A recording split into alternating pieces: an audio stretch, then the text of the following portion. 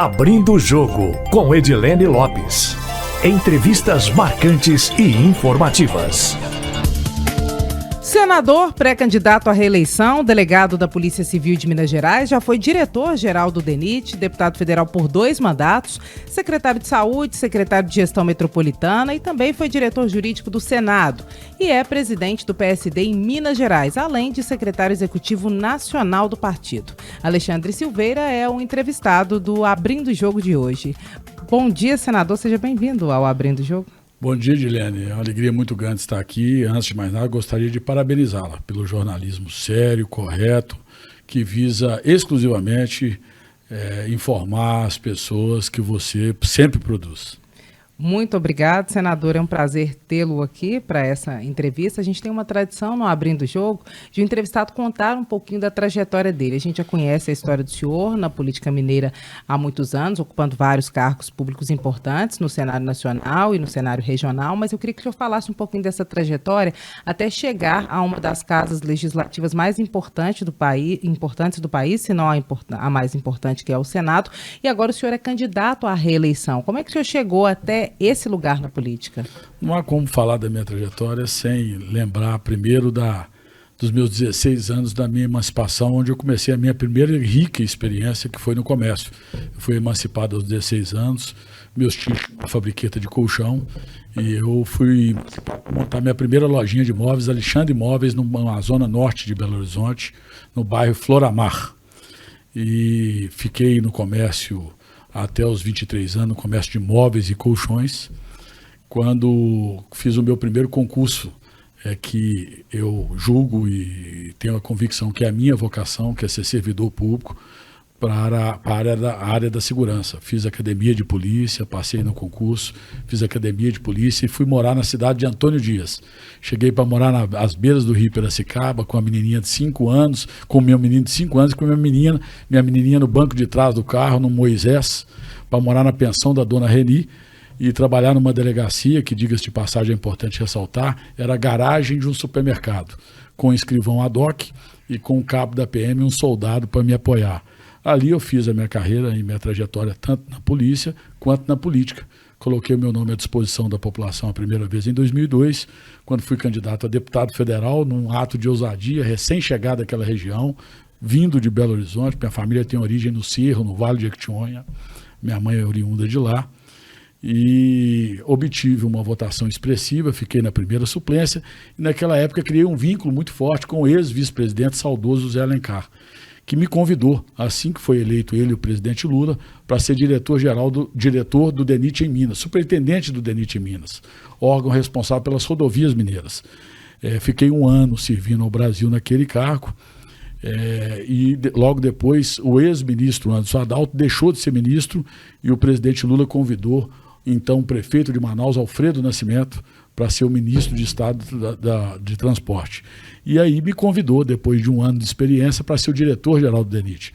Eu fui o sabatinado mais novo da história do Senado Federal, com apenas 32 anos de idade, com o desafio, vindo da segurança pública e do comércio, de poder servir ao Brasil na área de infraestrutura. O DENIT é órgão responsável por todas as rodovias, hidrovias, portos e ferrovias num país com a dimensão territorial que nós temos. Fiquei servindo ao Brasil no governo do presidente Lula durante 2 anos, já como diretor-geral, então no total de 3, e aí submeti meu nome de novo à escrutinação do povo mineiro. E aí já pulei de 27 mil votos na primeira eleição para 147 em 2006. Fui o 4º deputado mais votado, vim para a Câmara Federal, tive a alegria de no primeiro dia ser eleito pelos pares, fui membro da mesa diretora na gestão do então Arlindo Chinalha, fui 3º suplente na mesa diretora, eleito pelos meus pares na casa, e nos 2 últimos anos desse biênio, no último biênio, eu fui presidente da Comissão de Segurança Pública e Combate ao Crime Organizado. Por oriundo da segurança, eu fiz um trabalho muito bom nos 2 primeiros anos junto aos colegas e fui agraciado com a possibilidade de servir ao Brasil nessa área. Voltei à reeleição em 2010 e tive 200 mil votos. Fui novamente o 4º mais votado de Minas. Então a minha trajetória é de 27, 147 e 200. No primeiro dia do governo Anastasia, ele entendendo que eu contribuiria com o governo dele, fui convidado para ser secretário de Estado de Gestão Metropolitana. Assumi a secretaria, já eleito deputado, me licenciei da Câmara, fiquei 2 anos e meio como secretário de Gestão Metropolitana, depois me tornei secretário de Estado da Saúde. Ele me pediu que me dedicasse a essa área no final do governo dele, ele estava precisando de um apoio forte. Fiquei até o final quando ele descompatibilizou para ser candidato a senador. Eu tinha uma reeleição até ali muito bem encaminhada, tinha tido 200 mil votos, se elegi em Minas com 70, mas ele me convidou honrosamente para ser o seu primeiro suplente. E um convite do professor Anastasia, para mim, um dos homens públicos mais preparados, honrados do Brasil, que para mim um dos maiores senadores da história da República, não era um convite, era uma convocação. Eu aceitei o convite, me tornei primeiro suplente dele, fomos eleitos ambos em 2014, e eu continuei a minha trajetória como suplente, deixei de ser deputado, continuei ajudando. Nesse interim surgiu a possibilidade de se criar um grande partido político. Eu fui o precursor da criação do PSD, junto com o presidente Gilberto Kassab, em 2011, um partido que hoje é um dos maiores do Brasil. Em Minas, diga-se de passagem, hoje o partido que eu presido, nós somos o maior, temos o prefeito da capital, temos 10 deputados estaduais, temos 4 deputados federais e 2 senadores da República, inclusive o presidente do Congresso Nacional, o senador Rodrigo Pacheco. Fiquei até agora, quando o então senador da Anastasia foi eleito por ampla maioria do Senado Federal para honrar toda Minas Gerais como ministro do Tribunal de Contas da União. E então assumi o desafio de substituir um dos maiores senadores da história da República, homem público que honra a política, a boa política, e estou no Senado Federal com a dimensão da responsabilidade, que é servir ao Brasil, mas em especial representar um dos principais estados da federação, que é Minas Gerais. Para mim, o estado mais importante do ponto de vista político. Qualquer decisão política passa por Minas Gerais. Qualquer um que queira e se dispõe a servir ao Brasil tem que ter os mineiros ao seu lado, até porque o mineiro representa a voz da ponderação, do equilíbrio, da boa política, da política do consenso, do diálogo e da convergência. E então eu tenho tentado trabalhar e honrar o cargo de senador da República por Minas Gerais com muita alegria, com muito entusiasmo, principalmente consciente de que para se fazer política pública com resultados, nós temos que reconhecer que a vida das pessoas acontece nos municípios.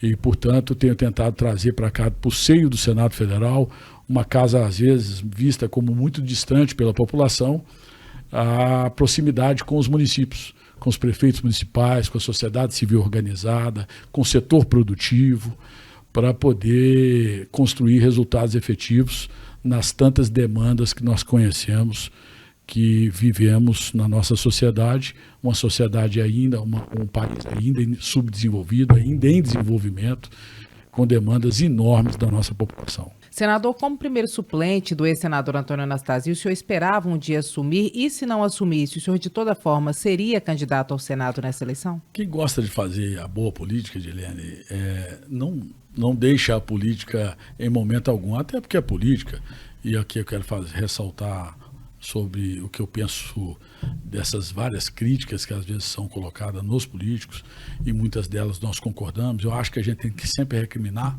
os maus políticos, mas a política a gente faz a vida da gente inteira, faz no seio da família, no seio da igreja, no seio da empresa, no seio da sociedade como um todo. Então eu não deixei de fazer política nem um minuto, eu continuei fazendo política. Eu continuei apoiando o professor Anastasia, diga-se de passagem, uma das grandes alegrias que eu tenho é ser uma pessoa muito próxima a ele, um amigo fraterno. Para mim, como eu já ressaltei, um dos maiores senadores da história da República. Eu fiz política nesses 6 anos que fiquei como suplente dele. A boa política, a política de continuar mantendo relações com os municípios, continuar mantendo relação com a sociedade civil, claro, cuidando da minha vida profissional, voltei à polícia inclusive, completei o meu tempo na polícia, mas sempre próximo e convergente com os interesses do professor Anastasia. Eu e o professor Anastasia, a chance de nós disputarmos, respondendo no final da tua pergunta, disputarmos o mesmo cargo era 0, porque nós sempre tivemos uma sintonia completa e total, e foi até especulado no final do mandato dele, porque eu estava num momento muito bom do ponto de vista das relações com os prefeitos, com os municípios, com a sociedade civil como um todo, se eu era candidato mesmo, se ele mantivesse a sua reeleição, caso não fosse para o Tribunal de Contas da União. Essa chance era inexistente.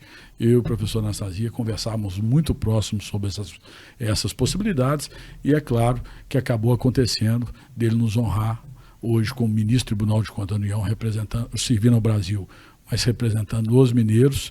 Eu assumi e tenho tido a responsabilidade de poder dar continuidade ao belo mandato e responsável que ele exercia no Senado da República. O partido do senhor, o PSD em Minas Gerais, fechou uma aliança com o Partido dos Trabalhadores, e isso foi motivo de crítica até dentro do próprio partido do senhor, que é um partido com uma diversidade muito grande, que tem apoiadores do presidente Jair Bolsonaro. Como é que foi a costura para o fechamento dessa aliança com o PT, e como é que vai ser a postura do senhor na campanha dentro dessa aliança PT-PSD?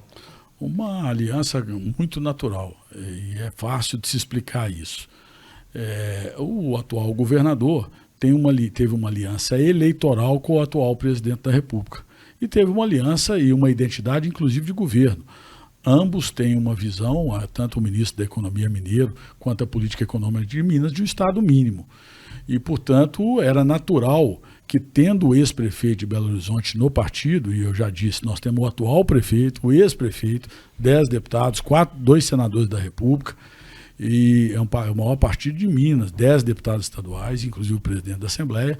Era natural que a aliança, para colocar um projeto diverso do atual governador a Minas Gerais, fosse uma aliança com o ex-presidente Lula. Essa aliança foi bem encaminhada, se formalizou. Vamos para a convenção com o intuito de sedimentar essa aliança. E então, nós vamos agir. Tem uma coisa na vida, acho da vida de uma forma geral, em especial na política, que a população não admite e não perdoa, que é a incoerência. Então, respondendo ao final da tua pergunta também, como eu agirei nessa campanha, eu agirei com toda a lealdade, tanto ao candidato a governador do meu partido, como se é do meu perfil, quanto ao do ex-presidente Lula. Dicas de passagem, eu quero aqui ressaltar, e é importante que se destaque isso, qualquer um que resgatar o meu discurso de posse, onde eu faço duras críticas à atual política econômica do governo, que é muito distante da realidade do povo brasileiro, que não conhece as várias diferenças que nós vivemos no Brasil, não conhece o nosso Jequitinhonha, não conhece o nosso Mucuri, não conhece o norte de Minas, não sabe que a fome campeia pelo Brasil, a miséria aumenta, o fosso social está cada vez maior. Nós sabemos que nós temos uma conjuntura internacional, tivemos a Covid, tivemos uma guerra, mas não pode se faltar ousadia nesses momentos para socorrer aqueles que mais precisam. Então, há duas questões que são muito caras ao PSD e a mim particularmente, até pela minha origem. Uma delas é a defesa intransigente da democracia, pela qual muitos dos nós perderam, inclusive, a vida no passado. Então, a democracia, para mim, conviver com as diferenças, mas buscar o mínimo de convergência, no melhor sistema que nós temos para poder fazermos a boa política, que é o sistema democrático. Por quê? Porque é simples. A democracia é aquela que dá o direito ao povo, de tempos em tempos, no caso do Brasil, de 4 em 4 anos, de mudar, né? Diferente das ditaduras, que são impostas. Então, primeiro, a democracia, e segundo, é o combate às desigualdades. As injustiças sociais são muito latentes e, consequentemente, elas desagam numa área que eu fiz toda a minha trajetória, que é a segurança pública. Então, eu defendo um Estado forte, um Estado vigoroso, principalmente na segurança, na saúde e na educação, para que a gente possa entender que as grandes diferenças do povo brasileiro, as grandes diferenças regionais de Minas Gerais, têm que ser combatida pelo Estado, socorrendo a população num primeiro momento com os programas sociais, para que elas possam ter mínimo de dignidade, comer, ter dignidade, poder chegar em casa e poder ter os seus filhos alimentados e não subnutridos, como eu tive, infelizmente, a tristeza de ver no último final de semana, em fruta de leite, tanta gente sofrida, tanta gente com dificuldades de sobrevivência mínima. Fruta de Leite é um dos municípios com menor IDH de Minas Gerais, lá no nortão de Minas, e eu fui pessoalmente esse final de semana, participei de um grande evento lá, e pude ver as tristezas e as diferenças. Passei na casa de uma senhora que me relatou algo que cortou o coração, ela me dizendo que um familiar dela, muito debilitado, estava tendo que andar 280 quilômetros de estrada para poder fazer um tratamento de hemodiálise. Então você imagina, eu que fui paciente oncológico aos 32 anos de idade, sei que o momento de maior fragilidade de nós humanos é no momento da doença, é no momento da dor, no momento da insegurança sobre o maior bem que nós temos, que é a vida.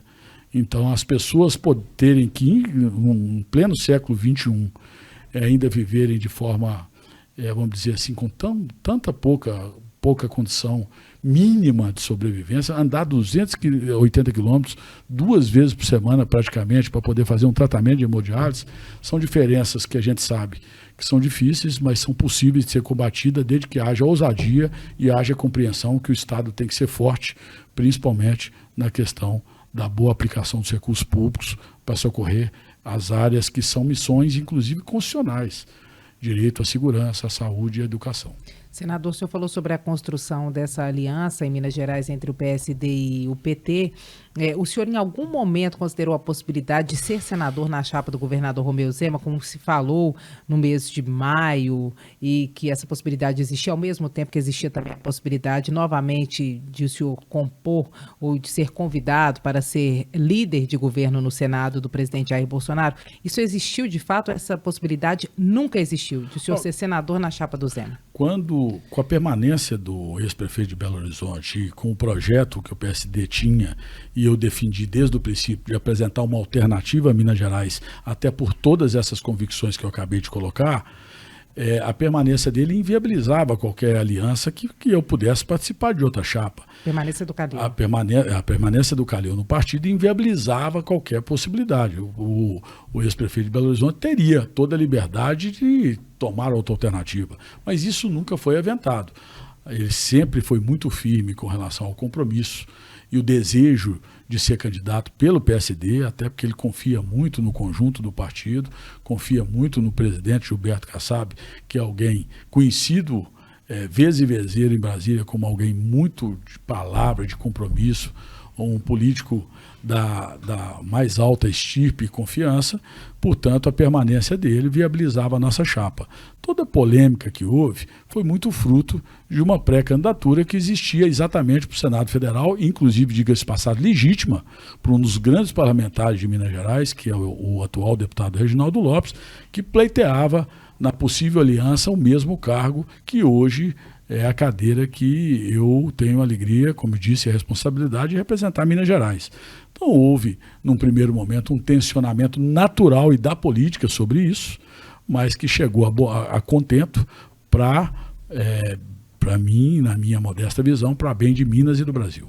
Então, o senhor só consideraria essa possibilidade, por exemplo, de ser candidato ao Senado na chapa do Zema, se o ex-prefeito Alexandre Calil não fosse candidato ao governo do Estado pelo partido do senhor? Caso houvesse em qualquer momento uma mudança qualquer, que seria também natural, a política é muito dinâmica, uma mudança, o cenário mudaria e nós poderíamos analisar em qual cenário o PSD se colocaria como um grande partido em Minas Gerais. Mas, como eu disse, houve muita especulação e muito pouca coisa de fato nessas possibilidades que foram aventadas. O que houve, eu volto a dizer, foi esse tensionamento sobre a posição que ocuparia o partido do presidente Lula em Minas e o PSD, que acabou convergindo na chapa Calil, um representante do presidente Lula, também um parlamentar que eu quero destacar aqui, de convergência, de consenso, de diálogo, um parlamentar reconhecido por todos na Assembleia, inclusive por aqueles que não estão no seu campo político, como alguém de muita qualidade intelectual e política, que é o deputado André Quintão, para compor a chapa com Calil, e nós, se for a vontade dos mineiros, colocaremos o nosso nome à disposição e ao escrutínio de Minas Gerais para poder continuar honrosamente servindo aos mineiros no Senado da República. A liderança de governo no Senado, foi real a possibilidade de o senhor assumir essa liderança do presidente Jair Bolsonaro da primeira vez lá em janeiro e também agora em maio? Como é que foi essa situação toda? O que houve, na verdade, foi apenas o desejo de alguns ministros da República e explicitado pelo próprio presidente numa viagem dele ao exterior, de que houvesse um líder com o meu perfil. No caso, chegaram não foi um convite oficial, mas foi uma sondagem sobre a possibilidade de eu ser líder. Mas qualquer um, Edilene, e aqui eu quero voltar a me remeter ao meu discurso de posse, no dia 2 de fevereiro desse ano. Qualquer um que lê o meu discurso de posse, que eu falo sobre fome, miséria, digo que o país adoeceu e empobreceu, faço duras críticas da atual política econômica do governo, acho o ministro Paulo Guedes alguém muito insensível à realidade nacional, às nossas diferenças. Eu acho, e convivi com ele durante o ano passado, ele é uma pessoa, não quero aqui fazer nenhuma crítica pessoal, eu quero fazer uma constatação dele como ministro de Estado. E esse é até um dever meu como parlamentar. O ministro Paulo Guedes é alguém que o sapato dele nunca viu um dedo de poeira. É alguém que não conhece a realidade do povo brasileiro. Eu acho que um dos grandes problemas que o presidente enfrenta hoje foi exatamente a insensibilidade dele de ousar na política econômica, e na política econômica, quando eu falo, com resultados na política social. Ousar na condição de um socorro mais imediato à população para poder combater miséria, e ousar na política de geração de emprego e renda. Eu acho que a política econômica foi uma política retrógrada, conservadora, pouco criativa e que fez muito mal ao Brasil. O senhor é um político pouco ideológico do ponto de vista de costumes e é um político muito prático, tanto é que o senhor é cogitado e bem relacionado no Palácio do Planalto e também na esquerda. O senhor transita muito bem por esses dois espaços. O senhor se coloca onde? O senhor acha que o senhor é um político mais de centro, mais de direita, mais de esquerda? E quais são as pautas prioritárias para o senhor como pré-candidato ao Senado? Eu me coloco como Alexandre, uma pessoa que sempre buscou resultados práticos. Eu acho que o que interessa à vida das pessoas é o mundo real.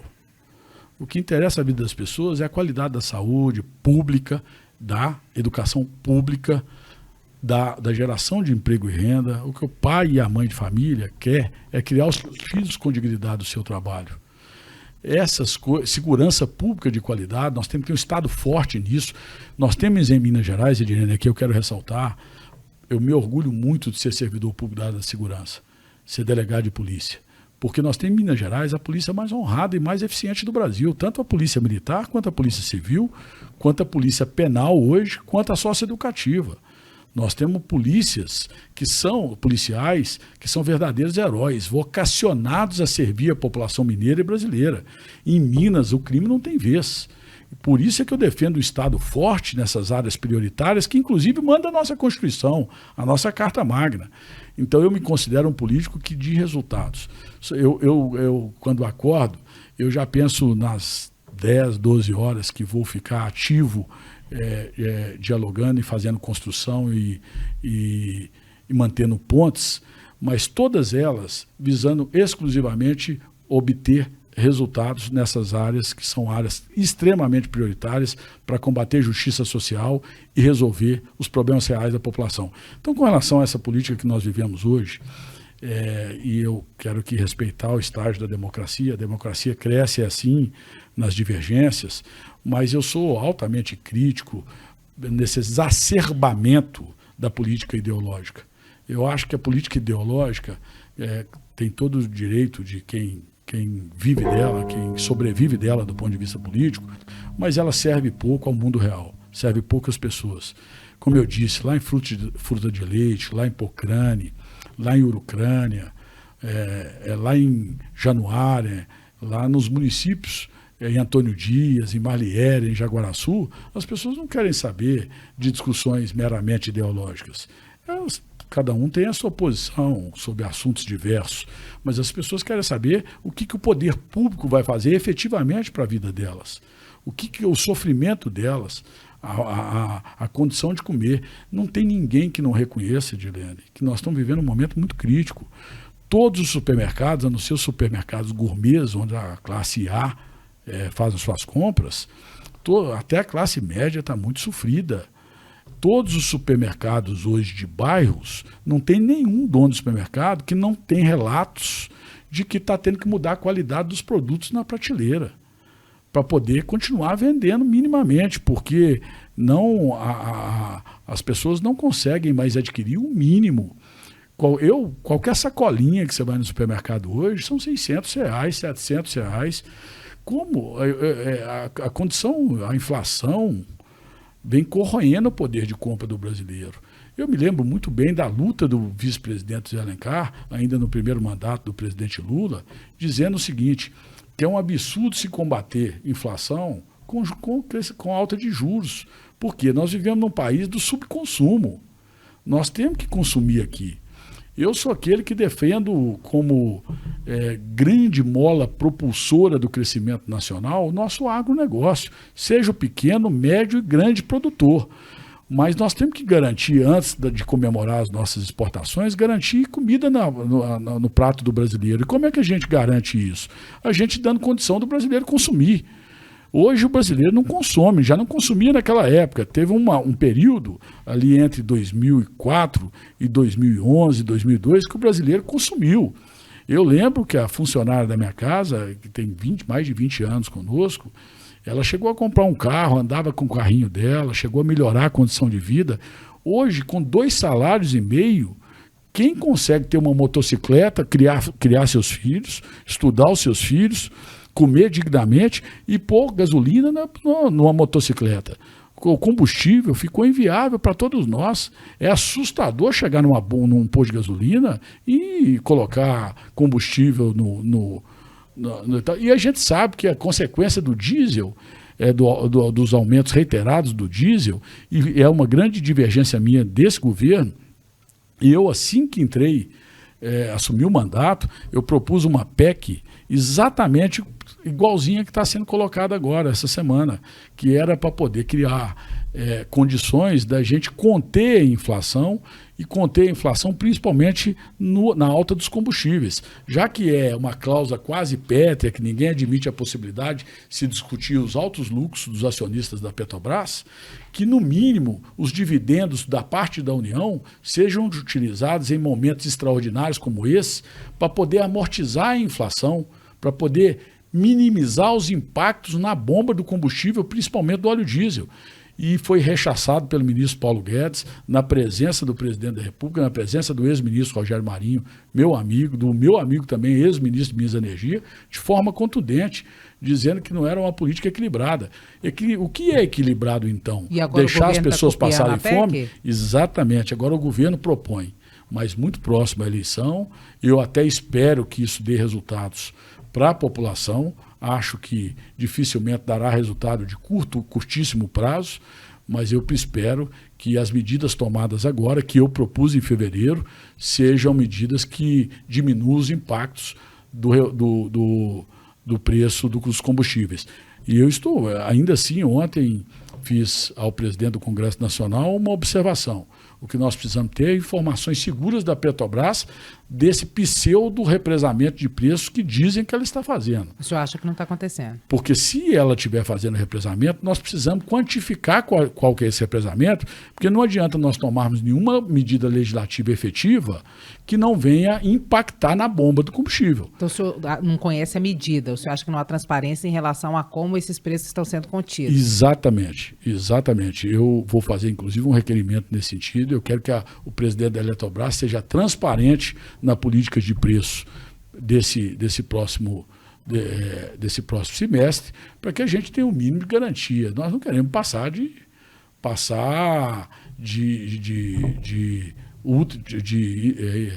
fazemos uma medida legislativa agora que vai impactar, inclusive, estados e municípios, e aqui eu quero ressaltar que isso, para mim, é uma coisa que eu não vou transigir.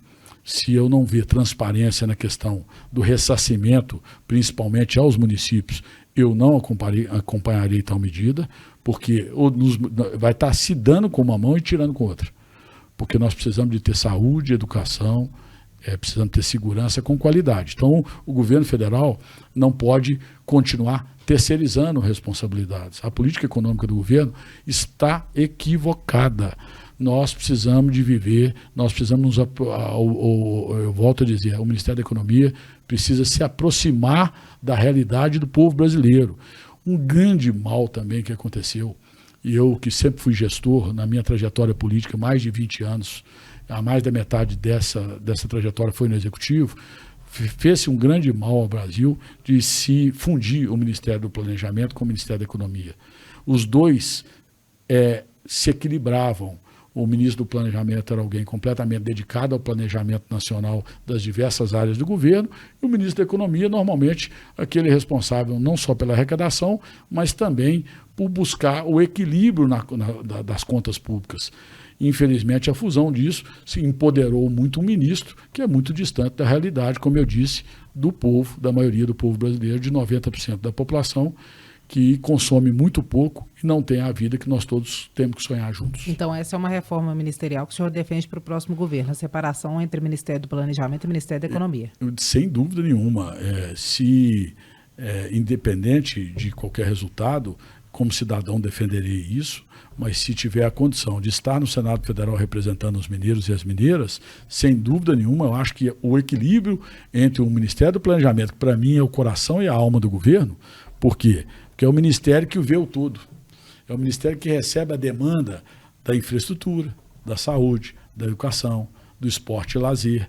É aquele ministério que visa fazer o equilíbrio e a boa aplicação dos recursos públicos. É um ministério extremamente técnico, que tem que ter uma visão de país, e como a própria palavra diz, é intrínseco ao nome do ministério, planejar a nação. É impossível, Edilene, é impossível, população, a gente fazer política pública desse Titanic que é a esplanada dos ministérios. Nós temos que cada vez mais rever o Pacto Federativo. Isso aqui é um Titanic, um país com a dimensão territorial do Brasil, mais de 5.000 municípios.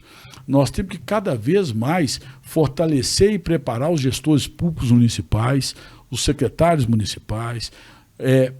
A sociedade civil organizada tem que cada vez mais se fortalecer para poder reivindicar quais são as grandes prioridades da sociedade local, para que a gente faça política pública efetiva e de resultado. Como eu disse, eu não vou mudar em nada aquilo que acredito que só faz sentido fazer vida pública para efetivamente melhorar a vida da nossa sociedade. O senhor acha que é um Titanic porque o poder e o recurso está concentrado no Palácio do Planalto? Além disso, além dessa concentração, não é só recurso. O problema é que nós temos diferenças territoriais tremendas no Brasil. Uma obra rodoviária, eu que fui diretor do DENIT e cuidava de todas as estradas do Brasil, em 2000, e aí eu quero fazer aqui, relembrar que isso em 2005. E aqui faço também um parênteses sobre esse setor de infraestrutura. Há um processo de desinvestimento no Brasil. Nós perdemos credibilidade. As estradas de Minas estão em petição de miséria, todas elas. Nós temos, e eu quero aqui fazer um alerta, as estradas de Minas não sobrevivem a mais um período chuvoso. Nesse período chuvoso que nós acabamos de sair, nós tivemos mais de 60 interrupções de rodovias em Minas Gerais. Foi um caos. Eu andei mais de 20 municípios e fiquei completamente estupefato e triste de ver bueiros ármicos no entorno da rodovia sem manutenção, canaletas sem manutenção, as pistas criando erosões de meia pista. A gente sabe que quando a água infiltra numa rodovia por falta de manutenção de pavimento ou de bueiro, ali vai corroendo a base daquela rodovia. E a gente sabe que quando vem uma obra rodoviária de reestruturação, o valor é 5, 6, 7, 8, até 10 vezes mais caro que se a manutenção fosse feita de forma adequada. Então nós vivemos aqui, só para se ter um parâmetro, é importante a gente trazer números. Em 2005, quando eu então diretor-geral do DENIT, nós aplicamos 5,2 bilhões de reais em rodovias federais do país. Eu fui aquele que inaugurou o maior volume de obras rodoviárias com os batalhões de engenharia de construção, são os batalhões do Exército. Eu coloquei o Exército Brasileiro para duplicar a BR-101 de Natal a Palmares, no Nordeste. Eu levei o Exército Brasileiro, os batalhões de engenharia, para a minha região de origem como delegado de polícia, o Vale do Aço. Todos se lembram bem que a BR-458, que liga 381 até a Rio Bahia, 116, foi toda restaurada com os batalhões de engenharia. Eu restaurei parte da BR-381 naquela época com os batalhões de engenharia de construção. Então nós tínhamos um período punjante do ponto de vista dos investimentos em rodovia. As rodovias de 2013, 2014 para cá estão sem manutenção. O pavimento está estourando. Eu fui ao Ministério da Infraestrutura hoje com o prefeito de Frutal, e outros prefeitos da região do Triângulo Mineiro. uma das regiões tratadas como uma das regiões mais progressistas de Minas Gerais. Porque naquela rodovia, na 364, morreram mais de 80 pessoas nos últimos 2 anos. Inclusive um cantor sertanejo, a sua esposa e uma menina de 6 anos, para indignação de todos nós, há 15 dias atrás. Eu fui lá para pleitear que os buracos e a sinalização da rodovia sejam efetivamente tapados. Mas é falta de investimento público ou falta de investimento privado também? Falta de investimento público. É claro que eu sou daqueles que defendem que o investimento privado é fundamental. Nós precisamos de marcos regulatórios seguros, precisamos de previsibilidade. Nenhum investidor no mundo quer um país que tenha insegurança jurídica.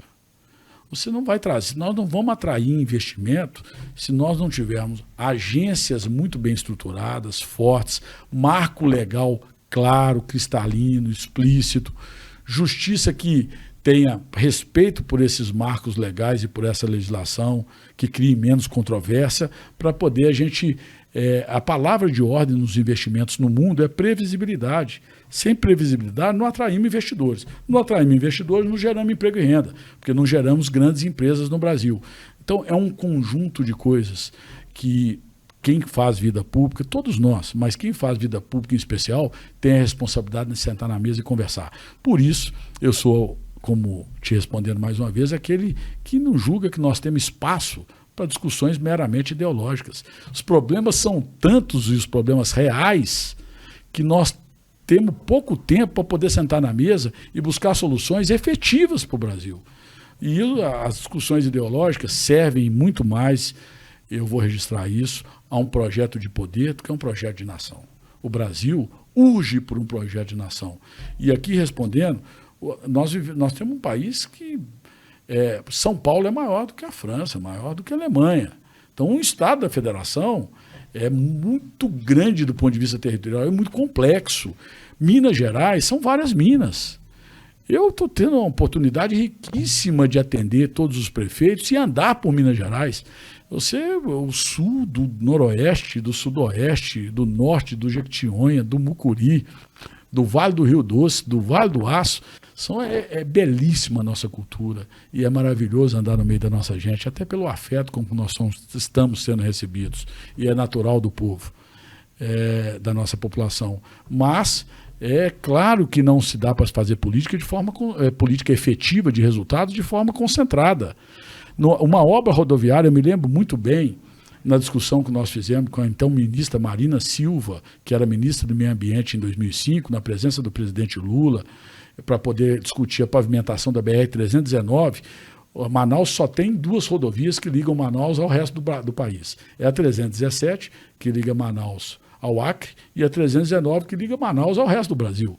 E nós sentamos na mesa para discutir o tempo, a forma, os materiais a serem utilizados pelas peculiaridades do norte do Brasil, da Amazônia, são completamente diferentes do sudeste e do sul. Então, nós temos que entender as nossas diferenças, nós temos que aprofundar do ponto de vista do nosso planejamento para poder dar resultados efetivos. A gente fala tudo isso e eu falo com muito entusiasmo, porque eu vejo que nós temos tudo para fazer isso. Temos solo, temos clima, temos um povo trabalhador, um povo criativo. Nossa população é elogiada quando vai trabalhar nos Estados Unidos, quando vai trabalhar em qualquer outra parte do mundo, com uma população altamente produtiva. E o brasileiro é um povo muito ativo, muito criativo, acha solução para quase tudo, inclusive para sobreviver no Brasil. Porque quando eu vejo o que a população está passando e ainda sem maiores repercussões, e muitas vezes ali sem, vamos dizer assim, se revoltar, porque se indigna, mas se revolta-se até menos do que a condição de vida das pessoas permitiriam fazê-lo. Eu vejo que o Brasil tem jeito, falta planejamento, falta sentar na mesa, falta bom senso, falta mineiridade. Ao Brasil falta mineiridade. Minas sempre foi chamada dos momentos críticos do Brasil e agora vai ser chamado de novo. O resultado em Minas é o resultado que vai definir os próximos 4 anos do Brasil. E Minas Gerais, com certeza, vai chamar o nosso povo a boa política, a política da convergência, do diálogo e principalmente da união. Eu tenho falado que, por mais utópico que pareça, que o meu grande sonho é que essa eleição termine em 2 de outubro e o povo brasileiro, mesmo que o esgarçamento seja muito grande durante o processo, é o que infelizmente se apresenta, o povo brasileiro saia unido. Senador, o senhor falou em solo e clima, e o agronegócio é um carro-chefe da economia brasileira. Em Minas Gerais, o governador Romeu Zema, que é o candidato na chapa adversária do senhor, que é o do Alexandre Calil, tem um relacionamento próximo aos setores como o agronegócio, ao setor empresarial. O senhor acha que, em função disso, o senhor perde entrada ou perde voto nesses setores ou não? Independente da avaliação se isso é melhor eleitoralmente ou aquilo, eu também tenho. Eu defendo o setor produtivo. Eu acho que o setor produtivo é fundamental para a geração de emprego e renda. Eu defendo o fortalecimento das nossas empresas. Eu defendo a desburocratização no poder público. Eu acho que nós temos muitos entraves que não deveríamos ter. Eu defendo a convergência entre meio ambiente e agronegócio. É possível. Se cumprir a legislação, o que nós não podemos permitir é o desmatamento ilegal, é qualquer atividade econômica que agrida a lei e a legislação. Agora, dentro dos limites da lei, eu defendo o crescimento e a criação de divisas. Empresas nacionais fortes representam o Brasil não só internamente, como no mundo. Agora, uma coisa é a gente defender o setor produtivo. A outra coisa completamente diferente é a gente abandonar a realidade das injustiças sociais que são cometidas nesse país. Nós temos que reconhecer que nós temos 17 milhões de pessoas passando fome, tendo dificuldades de comer 2 vezes por dia. Muitas vezes a única refeição é a refeição sem os nutrientes necessários a um mínimo de dignidade e a um mínimo de cumprimento das questões biológicas, para poder ter os sais minerais, para poder sobreviver, para poder as nossas crianças não serem subnutridas. São coisas que nós temos que nos indignar. Edilene, basta andar nas ruas das capitais, e não é diferente em Belo Horizonte, para ver debaixo dos viadutos. As pessoas estão perdendo o poder, perdendo o dever de se indignar. Quando a gente passa num sinal e olha para debaixo de um viaduto, é difícil achar um viaduto que não tem 30, 40, 45 famílias debaixo de um viaduto morando em lona preta. E pensando nesse cenário que o senhor acaba de traçar, quais são os principais pontos que, em nível federal, devem ser atacados para mudar a situação do Brasil? Primeiro, essa sensibilidade de socorrer do ponto de vista... Nós temos medidas que são imediatas e outras imediatas. As imediatas é a compreensão que nós temos que matar a fome dos brasileiros. Nós temos que impedir que as pessoas vão sem nenhuma dignidade para debaixo dos viadutos. Nós temos que pôr comida na mesa dos brasileiros. Essa é algo que é inadmissível num país onde a gente defende o agro, seja do pequeno, médio ou grande produtor, que a gente comemora, Edilene. Nós estamos comemorando recordes, e nada contra o setor produtivo, volto a dizer, recordes de exportação de proteína. A ministra da Agricultura, inclusive, teve uma política muito eficiente, hoje substituída pelo ministro Marcos Montes, mineiro. Do PSD. Ela credenciou grandes frigoríficos para comprar na China, e esses frigoríficos estão batendo recorde de exportação de proteína. Agora, como é que nós vamos admitir e vamos aceitar que 17 milhões de brasileiros não tenham carne mínima, um pedacinho de carne no prato para poder comer? Isso não entra na minha cabeça. Então, nós temos, primeiro, questões imediatas, que é ter sensibilidade, entender o Brasil, socorrer a população mais pobre.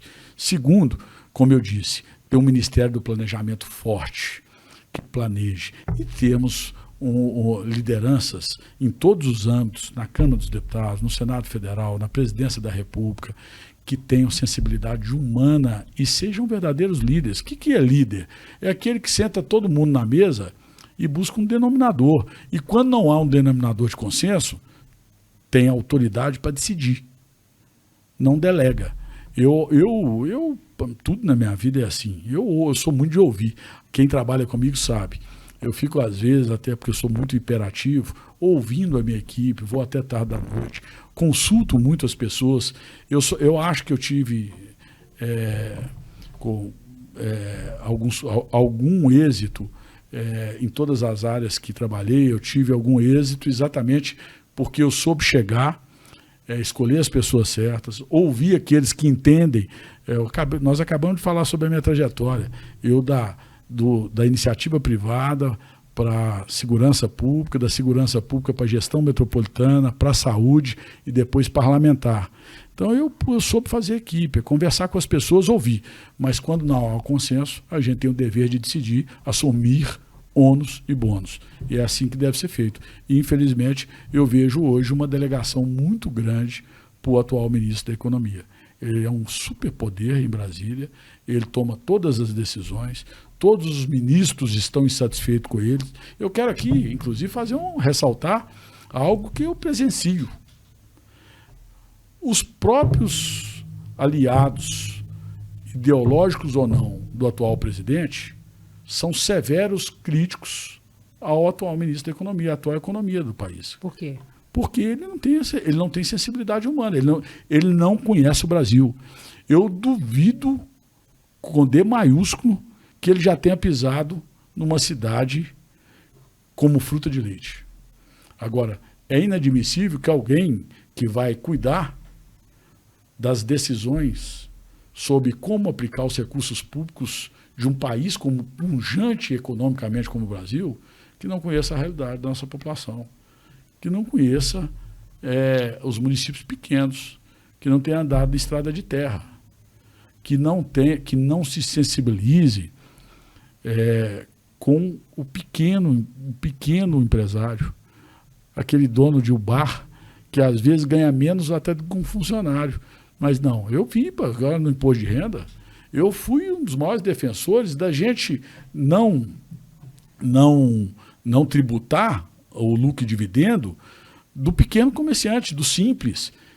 O Ministério da Economia defendia que o simples deveria também ser tributado. Eu conheço vários donos de pequenas mercearias, pequenos botecos, pequenos estabelecimentos, pequenas lojinhas, que eles muitas vezes conseguem fazer uma retirada menor do que um funcionário dele. Você vai tributar esse dividendo? Então a proposta que o governo enviou foi muito fruto da minha luta para poder isentar os pequenos comerciantes, os pequenos bares e restaurantes que tinham que ser protegidos pela isenção, e que o Simples existe exatamente para fortalecer esses pequenos que ousam empreender. Eu fui um pequeno empreendedor, eu tive uma pequena lojinha, eu vivi essa realidade, e viver a realidade é diferente. A minha experiência por onde passei é que me construiu. Bem ou mal, eu sou fruto das experiências que vivi, tanto no comércio, quanto na segurança, quanto na saúde. Isso me fez alguém ainda mais sensível à realidade do povo brasileiro. E eu acho que nós temos que ser assim. Nós temos que nos linkar sempre à realidade. Eu sempre falo que é o seguinte, que a única coisa que eu não quero perder é o meu aterramento à realidade. Eu não quero perder o pezinho do chão. Eu acho que eu peço isso muito a Deus, que Ele sempre me mantenha próximo das pessoas, assistindo de perto a realidade, para que eu possa servir de alguma forma por onde eu puder passar e representar o povo brasileiro. Senador, o senhor elencou quais são os pontos prioritários da política nacional na avaliação do senhor, olhando para o cenário regional e para a chapa do senhor, o senhor como pré-candidato ao Senado, quais são as prioridades do senhor? E pensando também, eu sei que o senhor não gosta de falar eleitoralmente, mas hoje o senhor é pré-candidato ao Senado, a chapa adversária ainda não tem um pré-candidato ao Senado definido, o presidente Jair Bolsonaro tem sim Marcelo Álvaro Antônio, mas ainda debate essa questão nos bastidores bolsonaristas, e o Reginaldo Lopes, que era um adversário forte para o senhor no campo da esquerda, já não está mais no cenário, ou seja, o senhor hoje é o senador que está aí no olho do furacão, no centro. Quais são as propostas do senhor e como é que elas se comunicam com todos esses públicos, com o público que é um público da direita, um público do centro, um público da esquerda? Quais são as propostas do senhor e o senhor acha que consegue aglutinar muitos votos pensando nesse cenário de propostas? O meu desafio maior, Edilene, apesar de toda essa trajetória, é me tornar conhecido do povo mineiro. conhecido e de forma me apresentar como sou, com essa trajetória. Eu acho que isso é que eu tenho para apresentar, uma vida como qualquer outro brasileiro, de quem teve sua primeira carteira assinada aos 14 anos como office boy, trabalhou numa fábrica de colchões como plastificador de colchão, plastificava, naquela época, eu me lembro bem, era um fio que esquentava, né? E que a gente colocava o colchão na tábua e fechava o plástico com aquela resistência. Com a resistência, você apertava e apertava a resistência. Fui plastificador de colchão, depois fui emancipado para montar meu primeiro negócio. Então eu quero apresentar essa trajetória de vida, quero apresentar meu modesto conhecimento sobre o Brasil, sobre as diferenças de Minas. Eu conheço Minas Gerais. Eu conheço a realidade do povo brasileiro. Como eu disse, eu fui trabalhar numa delegacia que hoje, em Antônio Dias, hoje tem uma delegacia de polícia. Na época era a garagem de um supermercado. Eu só tinha um escrivão ad hoc, o Ricardo, que está lá, ainda mora no município de Antônio Dias, se aposentou, um cabo da PM, um soldado. Eu conheço a realidade por onde passei. Então eu vou me apresentar, eu quero continuar trabalhando por Minas, eu sou autor de projetos importantes nesses 4 meses como senador da República, que eu quero aprovar no Senado Federal e mandar à Câmara dos Deputados. Um deles é o fortalecimento do Auxílio Brasil. Pois é, o 13º salário do Auxílio Brasil. Exatamente. Como é que está a tramitação dessa proposta? Como eu não tinha condição de fazer o que eu gostaria, que é ter um Auxílio Brasil com um valor muito, e era possível se fazer com um valor muito melhor do que o de R$400, porque com a inflação que nós estamos vivendo, R$400 daria o que deu. As pessoas não atendeu as demandas mínimas daqueles que recebem o Auxílio Brasil. O que eu pude fazer do ponto de vista legislativo foi apresentar a proposta do 13º do Auxílio Brasil e o dobro desse 13º para a mãe solo. Eu apresentei o PLP 150, que visou restabelecer, Edilene, olha que absurdo. Você imagina só, os funcionários da saúde e da educação que trabalharam, principalmente os da saúde, em dobro no período da pandemia, foram verdadeiros heróis num momento altamente, além de triste, altamente sensível e perigoso para todos, se desdobraram para salvar vidas, tiveram, por mais uma vez, a insensibilidade do Ministério da Economia, o seu tempo a sua contagem de tempo interrompida, ou seja, o direito da pessoa de ter a contagem de tempo é feita de biênio, de quinquênio. Eu aprovei por unanimidade no Senado Federal, foi sancionado e restabeleceu-se a justiça com esses servidores. E eu emendei, sendo o autor do PL 4, que eu estou lutando muito para que tenha um relator e para que seja aprovado ainda esse ano, que visa estender esse mesmo, e é uma injustiça chamar de benefício, esse mesmo direito dos funcionários. A professora, Edilene, a professora ter o seu tempo interrompido durante o período de pandemia, de contagem de tempo para efeitos de aposentadoria. Nós sabemos que os funcionários públicos continuaram trabalhando, muitos tiveram que se reinventar. No caso das professoras, que já são muito mal remuneradas e muito mal reconhecidas pela sociedade não, pelo poder público, essas professoras tiveram seu tempo interrompido, muitas tiveram que se reinventar, inclusive em tecnologia, para dar apoio psicológico às crianças e aos jovens que naquele momento foram segregados da sociedade para dentro de casa para poder se preservarem também e preservarem seus pais e avós. Então, são questões que a gente tem que combater. Ninguém em sã consciência defende privilégio num país com tantas diferenças que nós vivemos. Nós temos que, inclusive, com muito rigor, combatê-los. Mas nós temos que entender essa visão do Estado mínimo do funcionalismo público é equivocada.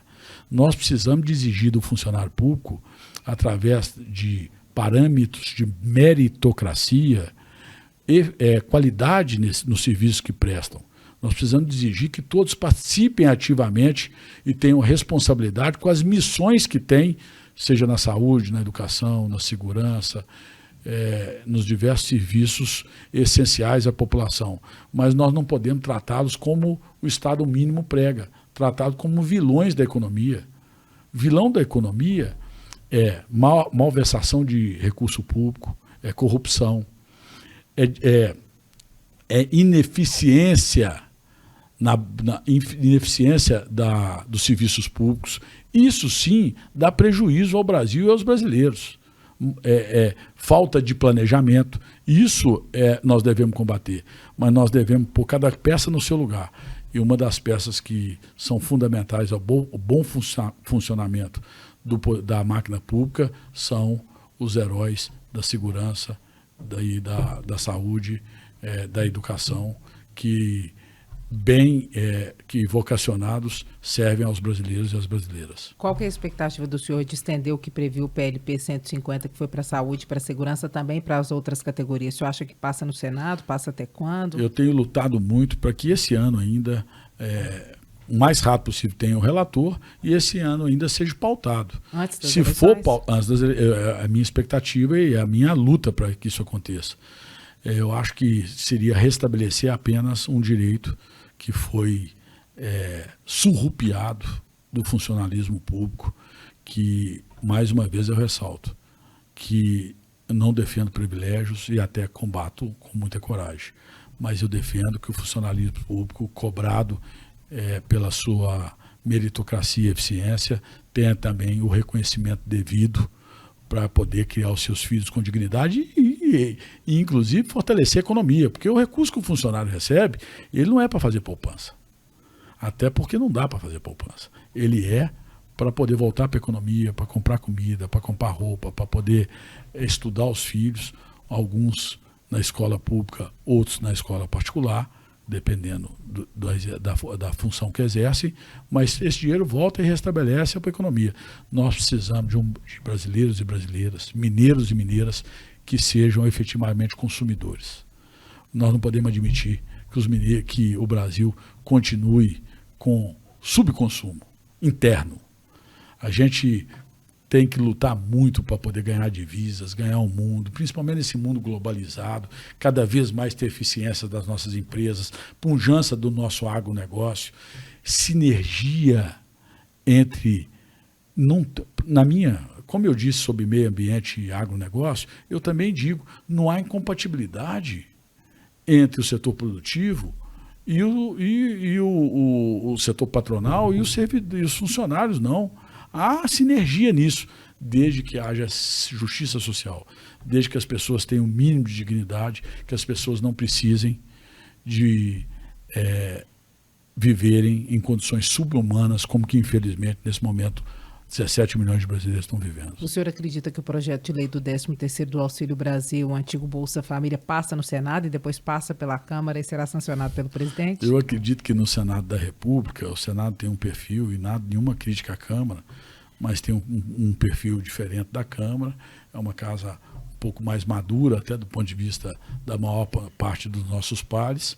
Eu acredito que no Senado tem toda a condição de ser pautada ainda esse ano e seja aprovado.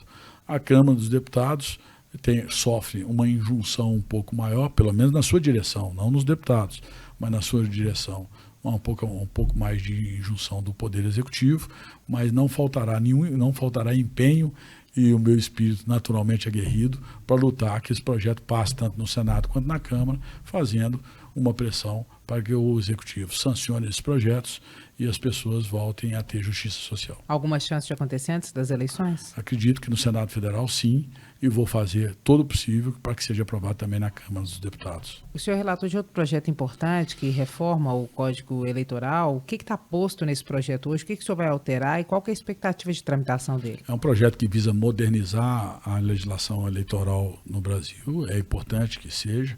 Tem muita coisa a ser aperfeiçoada. Eu não vou adiantar, até por respeito aos meus pares. Estou construindo um processo de consenso na casa, mas posso adiantar que o projeto na Câmara foi aprovado de forma muito veloz, com pouca discussão com a sociedade. Eu tenho procurado ouvir os diversos setores. Você nunca consegue agradar todo mundo, uns reclamam que ainda não foram ouvidos, mas eu tenho ouvido diversos setores, diversos órgãos de transparência, para que eu acerte o máximo possível, ampliando a transparência, aperfeiçoando e modernizando a legislação, algumas coisas até tipificando alguns crimes, porque a era da informação chegou. Nós não podemos admitir, por exemplo, que continue sem uma tipificação no Código Eleitoral a questão das fake news. Nós não podemos aceitar que as pessoas sejam desinformadas pelas ferramentas de celular hoje, com tanto aviltamento, até a honra das pessoas, até as famílias, como está acontecendo. Eu sou daqueles que defende a liberdade mais que toda a liberdade possível, e em especial a liberdade de imprensa. Mas as pessoas têm que ter digital. Aquilo que tanto um jornalista quanto alguém que usa um aparelho celular para se comunicar, ele tem que estar tendo o direito de se manifestar, mas tem também que estar tendo a obrigação de assumir aquilo que tenta passar para os outros através, seja do celular ou até da mídia. Então, os limites da lei têm que sempre ter que ser cumpridos. Eu acho que o Zé Alencar, eu aprendi muito com ele. Eu não faço questão sempre de relembrar algumas passagens. Uma delas foi que fora da lei não há salvação. Então, a lei é o limite para que nós tenhamos uma sociedade ordeira. Outra coisa que me marcou muito, uma frase dele, eu muito jovem, assumindo uma enorme responsabilidade com 32 anos de idade, ele me falava que o mais importante na vida é poder voltar. E eu levei isso a vida inteira muito em consideração. Eu sempre, seja qual for o cargo que eu ocupe, a posição que eu esteja incumbido de ocupar, eu sempre me lembro que eu vou voltar e eu quero poder andar na rua, olhar nos olhos das pessoas, ser tratado com o mínimo de respeito. A gente não converge em tudo e nem sempre acerta em tudo, mas eu levo muito em consideração esses dois ensinamentos do ex-vice-presidente da República mineiro, saudoso, José Alencar. Senador, nós estamos caminhando para o finalzinho, então vamos voltar a falar um pouquinho sobre eleições. O senhor, como diretor jurídico do Senado, recebeu quase todos os prefeitos de Minas Gerais. Como é que o senhor acha que está a capilaridade do senhor? O senhor acredita que possa ter apoio em todos os municípios mineiros? O senhor que despachou com tantos prefeitos, viabilizou tantos recursos, como é que o senhor avalia essa situação do senhor? Odilene, o que eu posso dizer é que eu estou muito feliz pela forma como tem sido recebido em todo o estado de Minas Gerais. Não tem um município hoje que eu não tenha alguém para me receber e receber bem.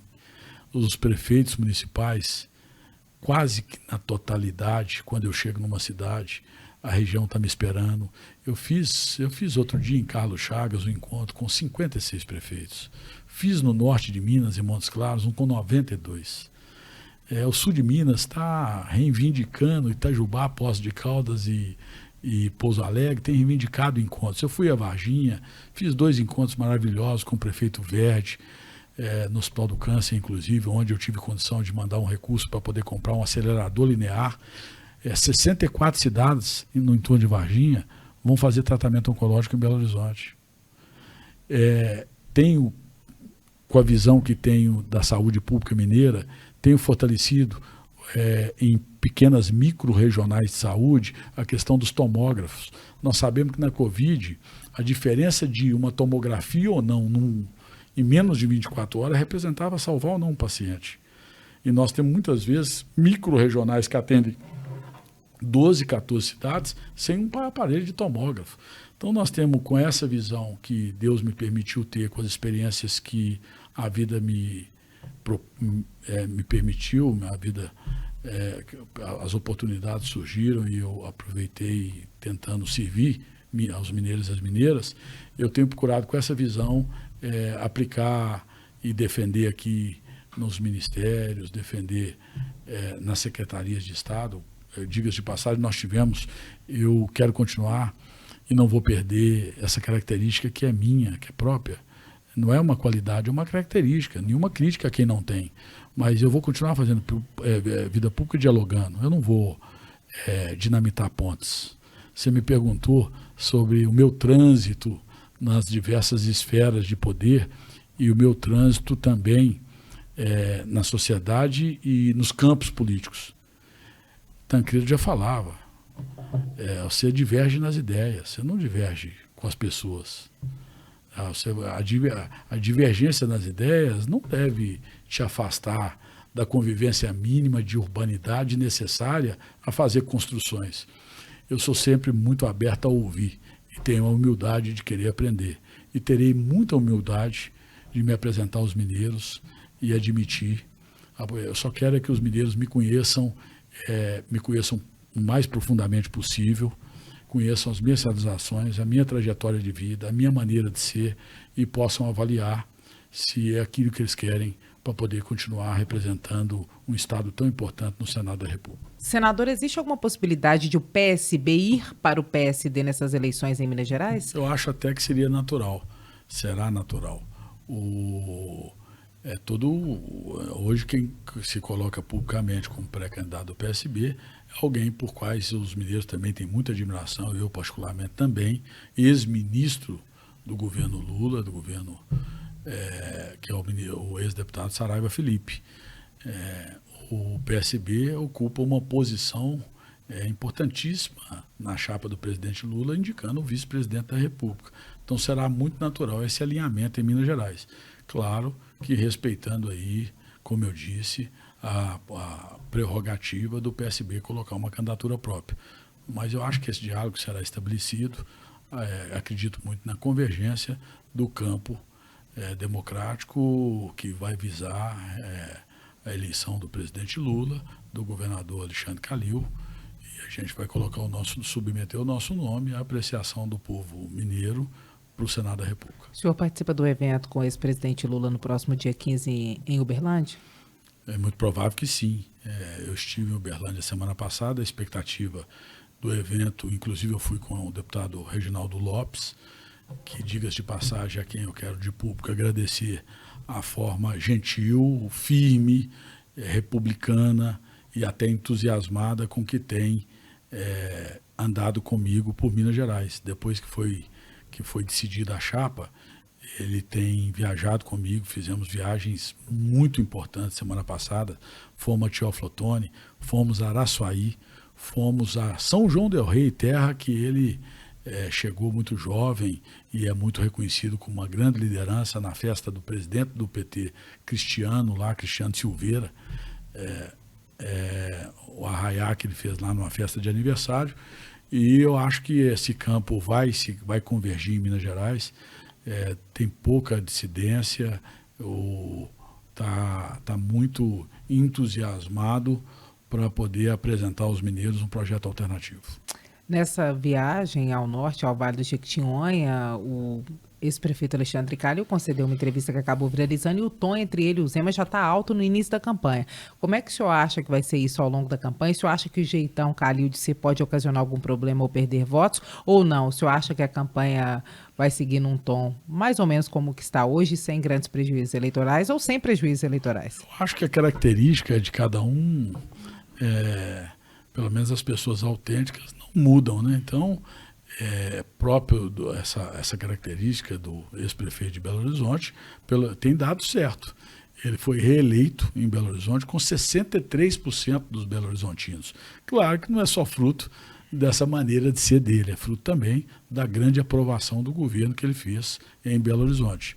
É muito atípico uma votação dessa em Belo Horizonte, apesar que Belo Horizonte é uma cidade que normalmente reelege os seus administradores, mas ele saiu de lá altamente consolidado do ponto de vista do reconhecimento do Belo Horizontino como um bom gestor, como alguém que tem todas as condições cuidou bem de Belo Horizonte, todas as condições de cuidar bem dos mineiros. Eu acho que cada um ao seu estilo. Eu prefiro, apesar de respeitar todos, até para poder ser respeitado eu prefiro entender que cada um com a sua, não é nem estratégia, como eu disse, com a sua maneira de ser, vai se apresentar e os mineiros soberanamente saberão escolher aquele que porventura, que para a alegria de todos nós pode ser o melhor projeto para Minas Gerais. Senador, vamos fazer um bate-bola rapidinho? Vamos sim. Eu dou uma palavra, o senhor devolve com uma palavra. Pode ser? Bolsonaro. Alguém que cumpriu o seu papel. Lula. Um grande líder. Zema. Fez um feijão com arroz. Calil. Alguém que acha que vai fazer uma boa gestão em Minas. Carlos Viana. Um ser humano admirável. Marcelo Álvaro Antônio.